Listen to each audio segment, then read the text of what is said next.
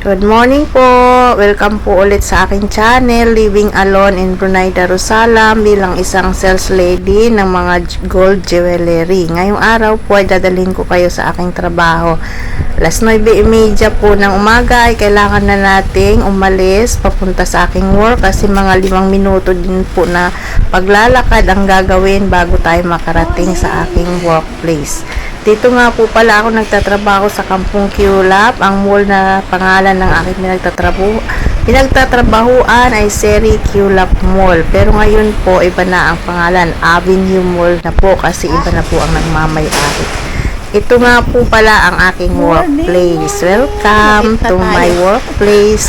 Ito po ang MT Gold Jewelry. Pagkadating, kailangan ng unang gagawin ay punch in para sa ating sahod. Yan. Kailangan 9:50 ng umaga po ay nakapag-punch in ka na o nasa loob ka na ng trabaho. Pagkatapos niyan, yung bag ay kailangan ilagay sa aming mga locker. May kanya-kanya po kaming mga locker. Dan dapat ilagay yung mga bag mo na may mga gamit mo na mga cellphone mo, dyan mo ilalagay. Pagkatapos niyan, siyempre tutulong na tayo sa aking kasama kasi nauna na siyang dumating. Ganyan yung aming trabaho araw-araw. Pagdating, ganyan, kunin namin yung mga nakatakip sa aming display. Kasi pag gabi po, tinatakpan namin siya ng pulang tela. Tapos antayin natin si Amo. Ayan na nga si Amo, nakapaglabas na ng mga alahas. Yan po mga binubuhat ko. Yan po ay mga sing-sing. Yan, di-display natin yan dyan. Kanya-kanya kami ng mga trabaho. Alam na namin kung anong gagawin. Pagkabukas ni Amo sa bolt, siya na po ang nagbubuhat ng mga alahas. Tapos kami na ang maglalagay kung saan siya dapat naka-display.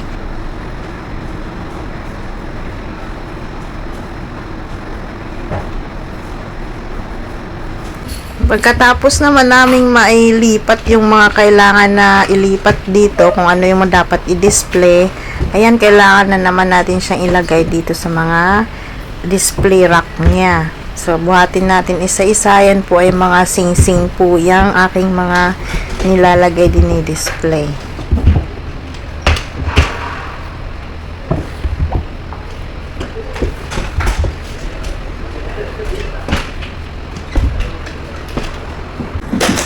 Pagkatapos naman po ng mga sing-sing, dito naman tayo sa harapan. Dito po namin dinidisplay kung anong mga latest arrival namin ng mga item.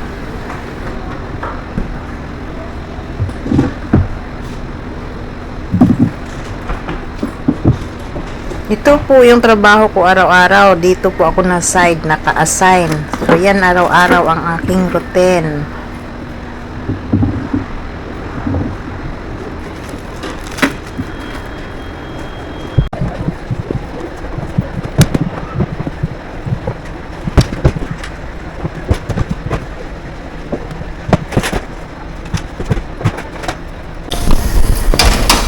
Pagkatapos ng ating ginagawang pag-display, magbubukas naman tayo ng ating tindahan. Yan, kapitbahay lang namin si Jollibee. Araw-araw nakikita namin si Jollibee. Pera natin kailangan para makakain araw-araw ng Jollibee. Yan, bukas na tayo. Bili na kayo.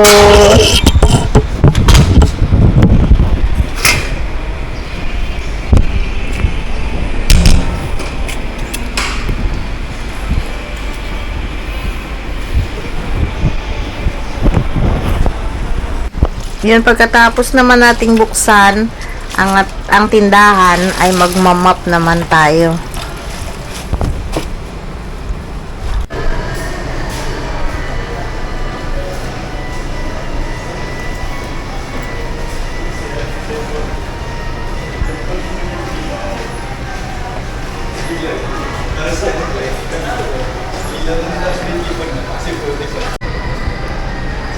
Pagkatapos ng map, pupunasan naman natin ang mga salamin para makintab, kitang-kita yung alahas.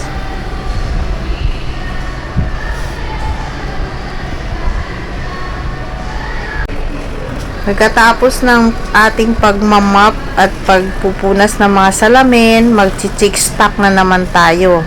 Binibilang namin yung alahas araw-araw isa-isa. Di pwedeng may mawala. Kasi pag may nawala niyan, cut salary po yun sa amin. Naka-inventory po yan araw-araw. Yan, bilangin natin siya. Kailangan balance siya araw-araw. Magkanong lumabas, magkanong nabenta, magkanong dumating na stock. Kailangan balance po yan. Kahit isang peraso niya ng pinakamaliit na yung bill, yung launching na tinatawag namin. Kahit ano, kailangan balance yung stock.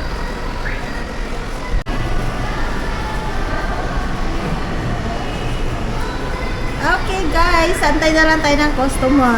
Tapos na ating trabaho. Bye-bye!